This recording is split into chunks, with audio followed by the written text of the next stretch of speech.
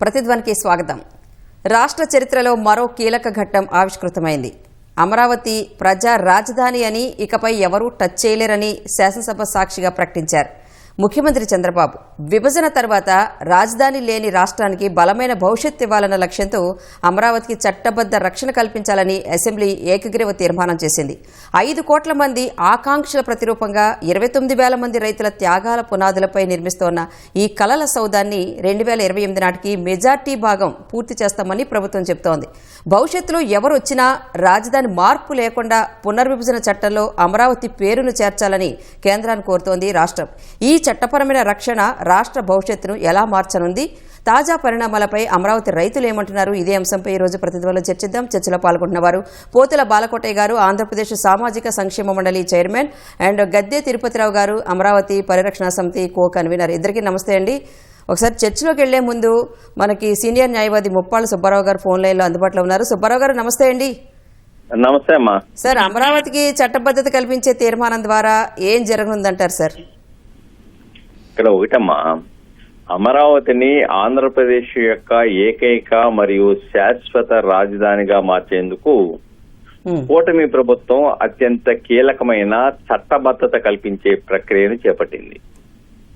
గతంలో ఎదురైన రాజకీయ న్యాయపరమైన ఒడిదుడుకులను మళ్లీ రాకుండా ఉండాలనేదే ప్రస్తుత కూటమి ప్రభుత్వం యొక్క ప్రధాన ఉద్దేశంగా కనబడతా ఉంది. ఎందుకంటే రాజధాని పేరును దేశ అత్యున్నతమైన చట్టమైన ఆంధ్రప్రదేశ్ పునర్వ్యవస్థీకరణ చట్టం 2014లో ఒక భాగంగా చేర్చి సెక్షన్ 5 సబ్ క్లాస్ 2ని పొందుపరచడానికి కావలసిన ప్రయత్నం ప్రభుత్వం చేస్తా ఉందని. అయితే దీనివల్ల కలిగే ప్రయోజనాలు రాజకీయ స్థిరత్వం. భవిష్యత్తులో ఏ ప్రభుత్వం వచ్చినా చట్టాన్ని ఉల్లంఘించి రాజధానిని మార్చడం సాధ్యం కాకుండా చేస్తూ ఉన్నారు ఈ విధంగా చేయటం వల్ల. అలాగనే చట్టబద్ధమైన రక్షణ ఉంటేనే అంతర్జాతీయ సంస్థలు గాని పరిశ్రమలు గాని భారీగా నిధులు ఇస్తాయి, పరిశ్రమలు వస్తాయి. దానికి దోహదపడుతుంది. రైతులకు రక్షణ. భూ సమీకరణలో భూములు ఇచ్చిన రైతులకు ప్రభుత్వం చేసిన వాగ్దానాలకు చట్టబద్ధమైన హామీ లభిస్తుంది. అంతేకాకుండా ప్రస్తుతం సుప్రీంకోర్టులో ఉన్నది. ఆల్రెడీ ఆంధ్రప్రదేశ్ హైకోర్టు రాజధానులు 3 రాజధానులు చేసే అధికారం ఈ రాష్ట్ర శాసనసభకు లేదు, ఇవి కేంద్ర చట్టాలతో ముడిపడి ఉన్నాయని చెప్పినటువంటి ఆ తీర్పు మీద ఆనాటి ప్రభుత్వం సుప్రీంకోర్టులో స్పెషల్ లీవ్ పిటిషన్ వేసింది. ప్రస్తుతం సుప్రీంకోర్టులో ఉన్న వివాదాలు ఈ చట్ట సవరణతో దాదాపుగా ముగిసిపోతాయి. అంటే 3 రాజధానుల అంశంపై గత ప్రభుత్వం సుప్రీంకోర్టులో వేసిన పిటిషన్ ఉపసంహరించుకోవాలని కూడా కేబినెట్ నిర్ణయించిన విషయాన్ని ఇక్కడ మనం గమనించాలండి. దీంట్లో అంతేకాకుండా అమరావతి రైతులకి కలిగే ప్రత్యేకమైన ప్రయోజనాలు ఏంటంటే భూసేకరణ ద్వారా పాపం 29,000 మంది రైతులు చట్టబద్ధత అనేటువంటి ఒక జీవన గ్యారంటీని పొందబోతున్నారు. సార్, ఇప్పుడు అసెంబ్లీ ఆమోదం పొందింది, పార్లమెంట్ ఆమోదం అనేది జస్ట్ ఫార్మాలిటీ అయినా అక్కడ ఏమైనా కొర్రీలు ఉంటాయా? మనకు చంద్రబాబు గారు చెప్తున్నారు ఆ ఏప్రిల్ ఫస్ట్ వీక్లోనే వచ్చేస్తుంది, మనకి వచ్చిన తర్వాత సంబరాలు చేసుకుందామని అంటున్నారు. ఇది సాఫీగా జరిగిపోయినట్టేనా? ఇక్కడ ఒకటే మేడం గారు, కేబినెట్ ఆమోదం మార్చి 26 జరిగింది. అసెంబ్లీ తీర్మానం ఈ రోజు జరిగింది. అలానే ఇది కేంద్రానికి హోంశాఖ మంత్రిత్వ శాఖ పంపుతారు. తర్వాత కేంద్ర హోంశాఖ తర్వాత కేంద్ర ప్రభుత్వం ఈ చట్టంలో సెక్షన్ 5(2) సవరణ చేస్తూ పార్లమెంట్ లో బిల్లు ప్రవేశపెడతారు. అక్కడ ఆమోదం పొందిన తర్వాత రాష్ట్రపతి సంతకం చేసిన తర్వాత అమరావతికి పూర్తి స్థాయి చట్టబద్ధత వస్తుందనే విషయాన్ని ఇక్కడ మనం గమనించాలండి.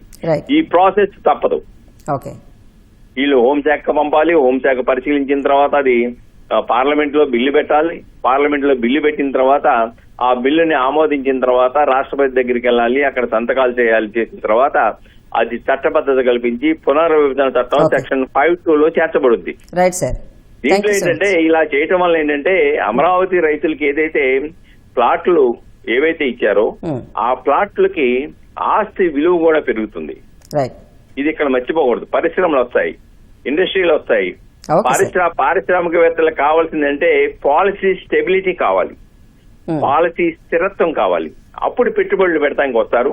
ఇప్పటి వరకు రాకపోవడానికి అదొక ప్రధాన కారణం.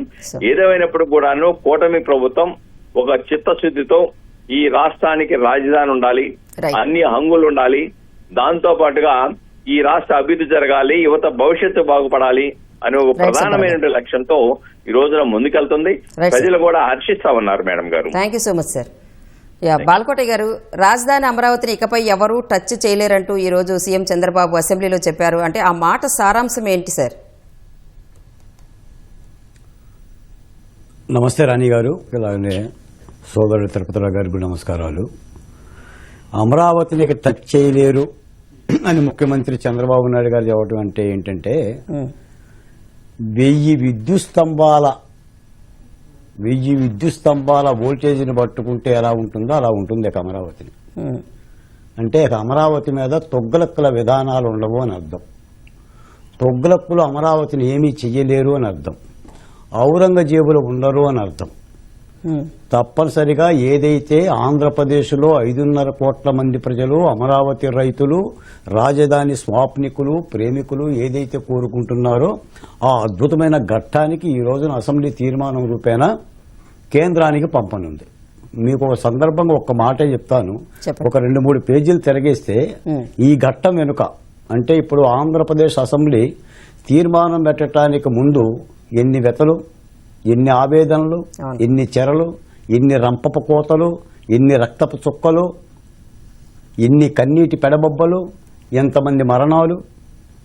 చంద్రబాబు నాయుడు గారు సైతం కఠోరమైన అరెస్టుతో దీక్షాదక్షలతో యుద్ధం చేసింది. ఆ సన్నివేశంలో అమరావతిని కాపాడుకున్నాం. మీకు ఒక మాట చెప్తాను మేడం, ఈ రోజున అమరావతి ప్రహ్లాదుని చెరలను, చెరసాలను విడిపించేందుకు వచ్చిన ఉగ్ర నరసింహ అవతారం.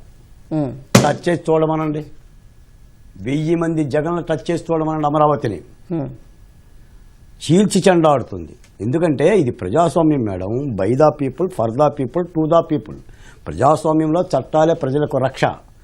రాష్ట్రానికి సంబంధించిన చట్టాలు ఉన్నా, సిఆర్డీఏ చట్టం ఉన్నా, అసెంబ్లీ తీర్మానం ఉన్నా, శాసనమండలి ఆమోదం ఉన్నా, హైకోర్టు తీర్పున్నా, జగన్మోహన్ రెడ్డి గారు చేసిన ఒక దాష్టీకానికి మళ్లీ కేంద్ర ప్రభుత్వాన్ని, విభజన చట్టాన్ని సంప్రదించి క్లాజ్ 5ని సవరించుకోవాల్సిన అవసరం వచ్చింది. ఈ మేరకు కేంద్రం గుర్తించింది. కొంత ఆలస్యమైనా ఈ ప్రక్రియ ఒక అద్భుతమైన సన్నివేశం. నేను ఒక మాట చెప్తాను మేడం, 1951 ఆంధ్ర రాష్ట్ర భాషా సంయుక్త రాష్ట్రంగా ఏర్పడిన నాటి దగ్గర నుంచి దాదాపు 7-10 వయసు, 74 ఏళ్ళైనా కూడా ఆంధ్రుల యొక్క రాజధాని ఎక్కడా ఎక్కడా ఎక్కడా ఏది ఏదని ఒక ప్రసవ వేదనతో, ఒక ఆవేదనతో కర్నూలు గుడారాల దగ్గర నుంచి హైదరాబాద్ వరకు ప్రయాణించి అక్కడి నుంచి తిరిగి అమరావతికి వచ్చిన ఈ గొప్ప సన్నివేశంలో ఈ రోజున అందరూ కూడా ఆనందించదగ్గ విషయం, హర్షించదగ్గ విషయం, కేంద్ర ప్రభుత్వానికి కూడా కృతజ్ఞతలు చెప్పాల్సిన విషయం. ఏదేమైనా అమరావతి గెలిచింది, అమరావతి నిలుస్తుందని ఏదైతే ఉద్యమ మహిళలు నినదించారో అదే సత్యమయ్యింది. ఇక అమరావతి శాశ్వతంగా ఆంధ్రప్రదేశ్ అంతటా విస్తరించుతుంది. ఆంధ్రప్రదేశ్కి ఒక దిశాదశను కూడా ఏర్పాటు చేయబోతుంది. తిరుపతిరావు గారు, 34,000 ఎకరాల భూములు ఇచ్చి త్యాగం చేసింది కాక ఆ త్యాగాన్ని కాపాడుకునేందుకు 1631 రోజుల పాటు అలుపెరగని ఉద్యమం చేశారు. దట్టు మహిళలు కూడా అందులో ఇన్వాల్వ్ అయ్యి. ఇప్పుడు ఈ తీర్మానాన్ని ఎలా చూస్తున్నారు? ముందుగా మీకు, అలానే పెద్దల బాలకోటయ్య గారికి, ఈటీవీ ఆంధ్రప్రదేశ్ ప్రేక్షకులందరికీ కూడా హృదయపూర్వక నమస్కారాలు మరియు శుభాకాంక్షలు. ఎందుకంటే ఈరోజు శాసనసభ సాక్షిగా జరిగినటువంటి ఘట్టం ఏదైతే ఉందో అది ఒక చరిత్రలో ఎప్పటికీ నిలిచిపోయేటువంటి పరిస్థితి. 29,000 మంది రైతుల త్యాగం, 5.5 కోట్ల ఆంధ్రుల ఆశల ప్రతిరూపం ఈరోజు మనకు ఆవిష్కృతం అయింది. ఈరోజు శాసనసభ సాక్షిగా ముఖ్యమంత్రి చంద్రబాబు నాయుడు గారు ప్రవేశపెట్టినటువంటి ఏక రాజధాని, ఆంధ్రప్రదేశ్కు ఒకే రాజధాని, అది కూడా అమరావతి అనేదాన్ని ఏకాభిప్రాయంతో శాసనసభలో ఏకాభిప్రాయం తీసుకొని దాన్ని కేంద్రానికి కూడా పంపించడం జరిగింది. ఇది చాలా శుభపరిణామం. ఎందుకంటే అమరావతి అంటే చాలా మందికి ఇది ఒక ఆగిపోయిన చరిత్ర, కానీ ఈ రోజు నుంచి ఆగిపోయిన చరిత్ర కాదు. అడ్డంకులను దాటుకొని వెలిగేటువంటి ఆంధ్రుల ఆత్మగౌరవ శిఖరం ఇది. అమరావతి అంటే చిన్న విషయం కాదు. మరికొన్ని శతాబ్దాల పాటు ఆంధ్రాకు దారి చూపే అఖండ జ్యోతి ఇవాళ అమరావతి కాబోతా ఉంది భవిష్యత్తుకి. ఎందుకంటే ఎంతో మంది ఆడవాళ్లు ఈరోజు శాసనసభలో ప్రవేశపెట్టినటువంటి తీర్మానం ఏదైతే ఉందో ఆ తీర్మానం ఎందుకు వచ్చింది? ఆనాడు లాఠీల దెబ్బలను ఎదుర్కొన్నటువంటి అమరావతి ప్రాంత రైతులు, ముఖ్యంగా రైతు మహిళలు, నిర్బంధాలు, ప్రభుత్వం ఎన్నో రకాల నిర్బంధాలు చేసినా వాటన్నిటినీ ఎదుర్కొని, అసలు ఒక గొప్ప విషయం ఏంటంటే ఒక రాజధాని కోసం రైతులు భూములిచ్చి అదే రాజధానిని కాపాడుకోవడం కోసం మళ్ళా ప్రజా ఉద్యమం చేయటం భారతదేశ చరిత్రలోనే కాదు ప్రపంచ చరిత్రలో కూడా ఎక్కడా ఇలాంటి ఉద్యమం ఇలాంటి పరిస్థితులు వచ్చుండవు. ఎందుకు అంటే ఆనాటి ప్రభుత్వం 2019 తర్వాత డిసెంబర్ 17వ తారీఖు తీసుకున్నటువంటి దుర్మార్గపు నిర్ణయం 3 రాజధానులు ఏదైతే ఉందో దానిని దాని తీసుకున్నటువంటి నిర్ణయం పట్ల నిరసన తెలియచేస్తే ఎంతటి నిర్బంధాలు, ఎంతటి దమనకాండలు, ఎన్ని పోలీస్ కేసులు, ఎంతమందిని ఆడవాళ్ళని సైతం చూడకుండా, అంటే ఆడవాళ్ళంటే మన సమాజంలో సాంప్రదాయంలో గౌరవం, తల్లి చెల్లిని ఎవరినైనా గౌరవిస్తాం, అటువంటివి కూడా లేకుండా ప్రభుత్వం వారి మీద బూటుకాళ్లతో తన్నించడం ఎన్నో దారుణాలు చేసింది. ఇన్ని దారుణాల తరువాత 2019-24 మధ్య జరిగినటువంటి ఒక దుర్మార్గపు ఆవేదన ఏదైతే ఉందో అది ఈ రోజుతో ముగిసిపోయింది. చీకటి అధ్యాయం ముగిసిపోయింది అమరావతికి. అమరావతికి అఖండ జ్యోతిగా ఎప్పుడూ కూడా వెలుగొందుతుందని ఈ సందర్భంగా తెలియజేస్తాం. Right sir. బాలకోటి గారు, ఇవాళ చేసిన తీర్మానం ఆధారంగా ఏప్రిల్ మొదటి వారంలోనే కేంద్ర ప్రభుత్వం కూడా ఏపీ విభజన చట్టంలో మార్పులు చేయనుందని అంటున్నారు. వారి సహకారం అసలు ఎలా ఉందంటారు ఈ విషయంలో? రాణి గారు, ముఖ్యంగా ప్రధానంగా మీ ద్వారా ఈటీవీ ద్వారా రాష్ట్ర ప్రజలు కానీ కేంద్ర ప్రభుత్వం కానీ గుర్తుంచుకోవాల్సిన ఒక అంశం ఉందండి. ఇది ఫెడరల్ రాజ్యాంగం. కేంద్ర ప్రభుత్వం ఉంటుంది, రాష్ట్ర ప్రభుత్వాలు ఉంటాయి. ఏ కేంద్ర ప్రభుత్వం అయితే భౌగోళిక ఆధారకంగా రాష్ట్రాలను విభజించిందో, ఏ కేంద్ర ప్రభుత్వం హైదరాబాదు తెలంగాణకి రాజధాని అని చెప్పిందో, ఏ కేంద్ర ప్రభుత్వం కేవలం 10 సంవత్సరాల పాటే హైదరాబాదు ఆంధ్రప్రదేశ్కి రాజధాని అని చెప్పిందో ఆ కేంద్ర ప్రభుత్వమే అమరావతికి చట్టబద్ధమైన రక్షణ ఇవ్వాలి. ఇది ఆంధ్రుల హక్కు, మాకు విభజన చట్టం ద్వారా వచ్చిన వరం. రెండో మాట ఏంటంటే మేడం, ఇప్పటికైతే కొంత ఈ యొక్క గెజెట్ నోటిఫికేషన్ ఆలస్యమైన మాట యథార్థమే. ఇప్పటికే ముఖ్యమంత్రి చంద్రబాబు నాయుడు గారు 2-3 పర్యాయాలు అమిత్ షా గారిని కలిశారు, ప్రధానమంత్రిని కలిశారు, దీని యొక్క ఆవశ్యకతను చెప్పారు, రైతులు ముఖ్యమంత్రిని కలిశారు. ఎందుకంటే ఆ అమరావతి పరిస్థితిని అలా చేశారు. నిజానికి ఏంటంటే ఏ రాష్ట్రానికి రాజధానులకి కేంద్ర ప్రభుత్వ చట్టాలు చట్ట సవరణలు ఏమి లేవు, కానీ ఆంధ్రప్రదేశ్లో ఒక ప్రత్యేకమైన పరిస్థితి. కారణం కేవలం జగన్మోహన్ రెడ్డి గారి కారణంగానే. ఆయన తగుదునమ్మా అని చెప్పేసి రాజధాని మీద కాలు పెట్టడం లేదా రంపపు కోతకు గురి చేయటం, 3 రాజధానులు అని చెప్పేసి దేశంలో భూమి మీద ఆకాశంలో లేని ఒక విధానాన్ని ప్రవేశపెట్టి దానినే పట్టుకొని అంటే నేను పట్టిన కుందేటికి 3 కాళ్ళు అన్నట్టుగా వేలాడబట్టడం. స్టిల్ ఈ రోజు కూడా చూడండి, నేను మీరు ఒక మాట చెప్తాను, నేను చరిత్రలో విన్నాను. రోమ్ నగరం తగలబడుతుంటే నీరో చక్రవర్తి ఫిడేలు వాయించినట్టుగా ఆంధ్రప్రదేశ్లో ఒక అద్భుతమైన రాజధాని అమరావతి ఘట్టం జరుగుతుంటే ఈయన బెంగళూరులో గాఢ నిద్రలో ఉన్నాడు. అలాంటి రాజకీయ పార్టీని నమ్ముకొని ఆ ఎమ్మెల్యేలు ఇళ్లలో కుమిలి ఏడుస్తున్నారు. అసెంబ్లీకి వెళ్ళలేరు, వెళ్తామని నాయకుడికి చెప్పలేరు. అంటే ఇటువంటి విధానాల మూలాన ఈ గజెట్ నోటిఫికేషన్ అవసరం వచ్చింది. కేంద్ర ప్రభుత్వ సహకారం అవసరం అండి. ఇప్పుడు ఎందుకంటే ఇది ప్రజాస్వామికం, తప్పనిసరిగా కేంద్రం ఆదుకోవాలి. అమరావతికి నిధులు ఇవ్వటము లేదా అమరావతికి చేయించడంతో పాటు ఈ చట్టబద్ధమైన రక్షణని వేయకపోతే, ఈ కంచెని వేయకపోతే మళ్ళీ ఇబ్బందికరం వస్తుంది. కాబట్టి ఈ భరోసా కార్యక్రమం తప్పనిసరిగా మేము అనుకుంటున్నాం. ఇక్కడ రాష్ట్రంలో ఉంది ఎన్డీఏ ప్రభుత్వం, కేంద్రంలో ఉంది ఎన్డీఏ ప్రభుత్వం. అటు పవన్ కళ్యాణ్ గారు ఉన్నారు, చంద్రబాబు నాయుడు గారు ఉన్నారు, లోకేష్ గారు ఉన్నారు. వీళ్ళందరి సమర్థంలో ఇప్పుడే అమరావతి ఒక పూల వర్షంలాగా అన్ని అడ్డంకులు తొలగించే విధంగా, ఎందుకంటే చెప్పలేము కొన్ని నాయకుల యొక్క వితండ వైఖరితో మళ్ళీ అంటే ఆ భరోసా కూడా ప్రజలు కూడా కోరుతున్నారు. పారిశ్రామికవేత్తలతో కూడా అదే భయం, ప్రజలతో కూడా అదే ఆవేదన. ఆయన ఏదో రప్ప అంటాడు, మళ్ళీ వస్తానంటాడు, పోతానంటాడు, మునుగుతానంటాడు, ఏదేదో చేస్తానంటాడు, మళ్ళీ వచ్చి అమరావతికి ఏమైనా ఆటంకం చేస్తే అనే ప్రశ్నకి సమాధానం చెప్పాల్సిన అవసరం కేంద్ర ప్రభుత్వం దగ్గర వచ్చింది. తప్పనిసరిగా ఇప్పుడు చాలా నాలాంటి వాళ్ళకైతే నేను ఒక మాట చెప్తున్నాను మేడం, ఏ దేవదేవుడు దీవించి మమ్మల్ని అమరావతి ఉద్యమానికి పంపించాడో కానీ ఆ దేవదేవుని యొక్క ఆశీస్సులతో అమరావతి గెజెంట్కి కాలరెగరిస్తున్నాం మేడం. ఆంధ్రప్రదేశ్లో ప్రతి తెలుగు పౌరుడు నాది అమరావతి, 28 రాష్ట్రాలకు రాజధాని ఉన్నట్టుగా my name is Andhra Pradesh, my capital is Amaravati అని నినదించే సందర్భం మేడం. తప్పనిసరిగా కేంద్ర ప్రభుత్వానికి కూడా ధన్యవాదాలు చెప్పాలి. ఈ బిల్లు వెంటనే త్వరితంగా ఈ అసెంబ్లీ సమావేశాల్లోనే చంద్రబాబు నాయుడు గారు అన్నట్టుగా ప్రవేశపెట్టి మంచి పని చేయాలి. Okay sir. తిరుపతిరావు గారు, అమరావతి ప్రగతి ప్రయాణంలో 2019-24 మధ్య అసలు ఏం జరిగింది? మీరు ఎలాంటి పరిస్థితులు ఎదుర్కొన్నారు? ఇలాంటి ఒక రోజు చూస్తామని ఎప్పుడైనా అనుకున్నారా?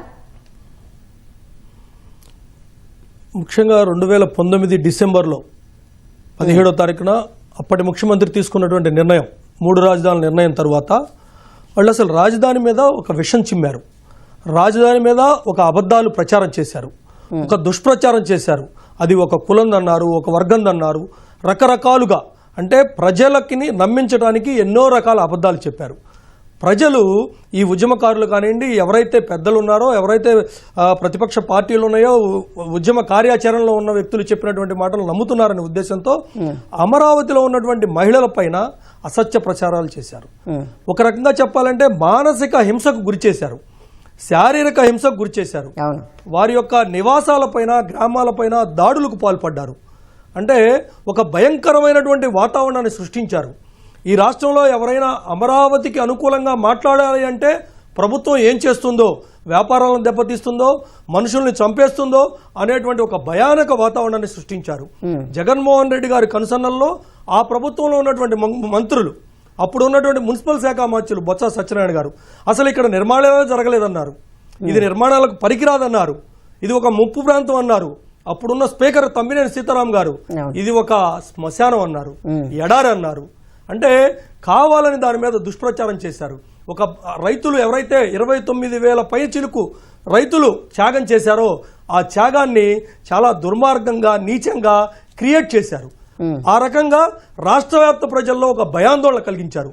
అటువంటి పరిస్థితుల్లో కూడా రైతులు అలానే ఉద్యమకారులు అందరూ సంఘటితమై ఎన్నో రకాల నిరసనలు తెలియచేస్తూ ప్రభుత్వం పైన ఎప్పటికప్పుడు వినూత్న పద్ధతిలో నిరసనలు తెలియచేయడమే కాకుండా ముఖ్యంగా ఒక పెద్ద ఘట్టం ఏదైనా జరిగింది అంటే న్యాయస్థానం టు దేవస్థానం అనేటువంటి ఒక పాదయాత్ర, అది ఒక అజరామరం చరిత్రలో నిలిచిపోతుంది. ఎన్నో కష్టాలు పడ్డారు ఆడవాళ్లు, ముసలి వాళ్ళు, పిల్లలు. అదేవిధంగా న్యాయస్థానాల్లో కేసులు ఎదుర్కోవడానికి కావాల్సినటువంటి డబ్బు ఈనాటి ముఖ్యమంత్రి గారు, ఆనాటి ప్రతిపక్ష నాయకుడు చంద్రబాబు నాయుడు గారు స్వయంగా జోలెపట్టి నగరాల్లో, పట్టణాల్లో తిరిగి డబ్బులు వసూలు చేసి న్యాయ అవసరాల కోసం డబ్బును ఇవ్వటం. ఆయనే కాకుండా రాష్ట్ర వ్యాప్తంగా, దేశవ్యాప్తంగా, ప్రపంచవ్యాప్తంగా ఉన్నటువంటి తెలుగు వారందరూ కూడా వారికి తోచిన సాయం రాజధానిని కాపాడుకోవడానికి చేశారు. అంటే ఒక రకంగా ఆనాటి స్మృతులు గుర్తుకు తెచ్చుకుంటే ఒళ్ళు గగ్గురు పడిచేటువంటి పరిస్థితి. అలానే పాదయాత్రలో కూడా అప్పుడు ఉన్నటువంటి మంత్రులు, ఎమ్మెల్యేలు ఎన్నో దారుణాలు చేశారు, రాళ్లు విసిరారు, పాదయాత్రలో సరిగ్గా భోజన వసతులు లేకుండా చేశారు, వారి యొక్క అప్పుడు ఉన్న పోలీసు యంత్రాంగాన్ని పెట్టుకుని దాడులు చేశారు, బస లేకుండా చేశారు, రకరకాల ఇబ్బందులు చేసిన తర్వాత ఈ రోజు ఇవాళ శాసనసభ సాక్షిగా చేసినటువంటి తీర్మానం ఒక పండుగ లాంటిది, చరిత్రలో నిలిచిపోయేలాంటిది. అవన్నీ కూడా మర్చిపోయే విధంగా ఒక అద్భుతమైన కానుక రాష్ట్ర ప్రభుత్వమే కాకుండా కేంద్ర ప్రభుత్వం కూడా ఇవ్వబోతా ఉంది. తప్పనిసరిగా ఇది శుభ పరిణామం. ఓకే, బాలకోటి గారు, అమరావతి విషయంలో ఇప్పటికీ మీరన్నట్టు వైకాపా వైఖరి ఏమాత్రం మారినట్లు కనిపించట్లేదు. మరి అలాంటి వాళ్ళ నుంచి చట్టపరమైన రక్షణ ఎలాంటి రక్షణ కల్పిస్తుందంటారు? అది ఎందుకు అవసరం అంటారు? రాణి గారు, వైకాపా పార్టీ అంటే ఇరుకు తోలు అని అర్థం.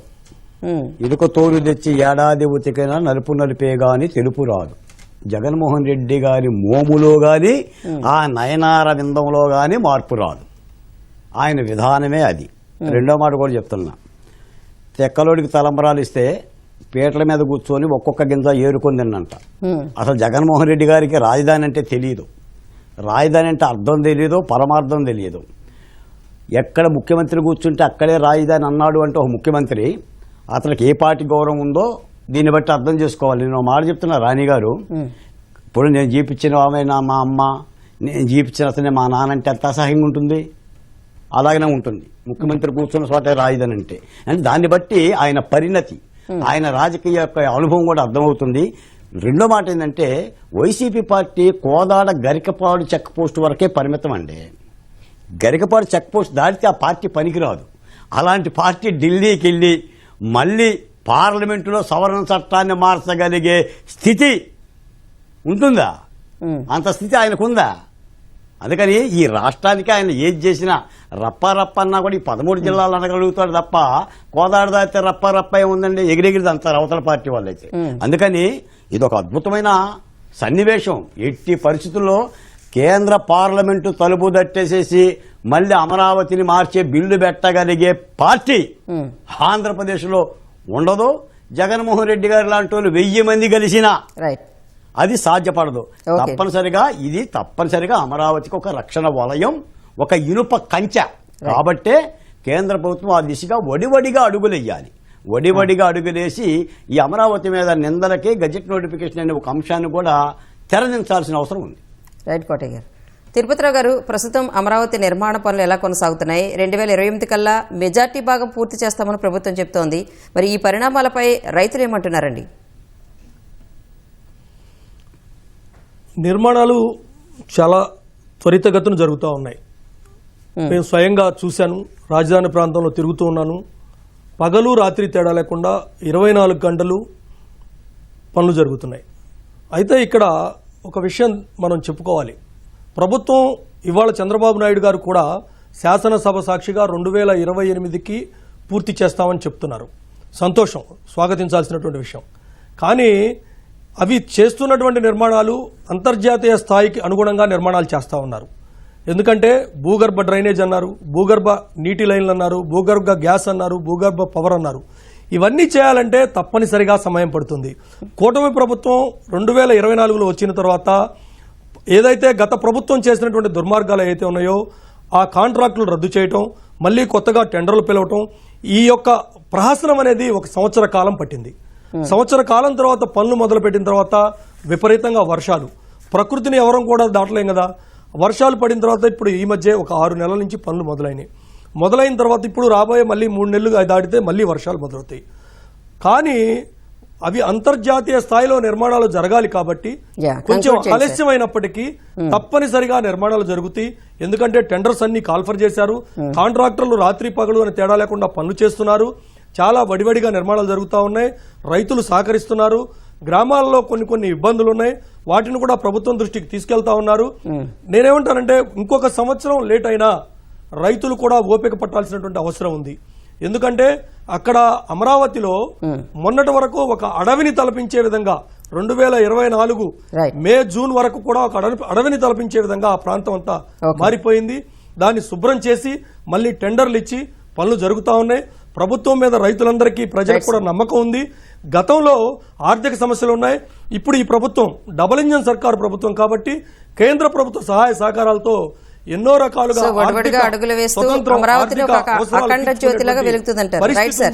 కాబట్టి తప్పనిసరిగా పూర్తవుతుందని నమ్మకం ఉంది. Thank you so much sir. Balakotaiah గారు, గద్దె తిరుపతిరావు గారు, ప్రతిధ్వని చర్చలో పాల్గొన్నందుకు ధన్యవాదాలు. ఇది నేటి ప్రతిధ్వని. నమస్తే.